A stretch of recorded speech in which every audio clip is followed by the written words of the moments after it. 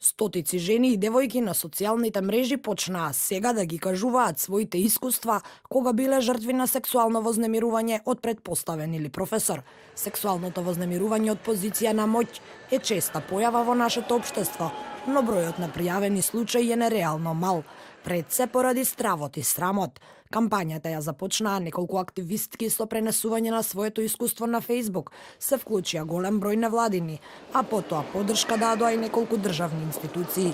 Уранија Пировска смета дека ваквата кампања може да ги охрабри жртвите да ги пријавуваат имињата на злоставувачите и вели дека Хелсиншкиот комитет ќе им обезбеди бесплатна правна помош на оние кои ќе ја побараат. Многу жени во изминативе денови го кажаа своите стори дека ќе влијаат на тоа да жените го пријавуваат сексуалното вознемирување, особено кога станува збор од позиција на моќ.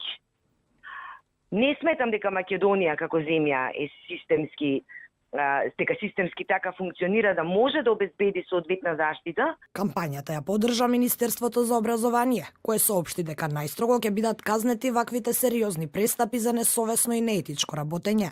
Министерството за труд и социјална политика ја поддржа кампањата, нагласувајќи дека охрабрувањето и истапувањето се важни за промена на свеста. Поддршка дадоа и Министерството за здравство и Министерството за внатрешни работи, според кое пријавувањето е клучно во откривањето на злоставувачите. Сега кажувам за повеќе храброст за пријавување на сексуално насилство и вознемирување, а повеќе пријави значат и повеќе можности за полицијата да го покрене системот за одговорност за насилниците. Ги охрабруваме жртвите на сексуално мотивираните напади да не се повлекуваат пред стереотипите.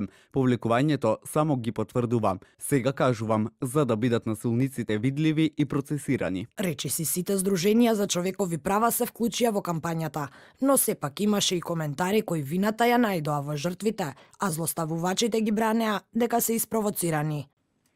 Од позиција на моќ тоа е навистина злоупотреба и на функцијата, повреда на работните обврски и при тоа секако повреда на правата на жената. Се уште владе оној маскулинички став во општеството дека мажите се тие кои што доминираат. Според последните истражувања, 97% од испитаниците препознаваат сексуално вознемирување на работното место.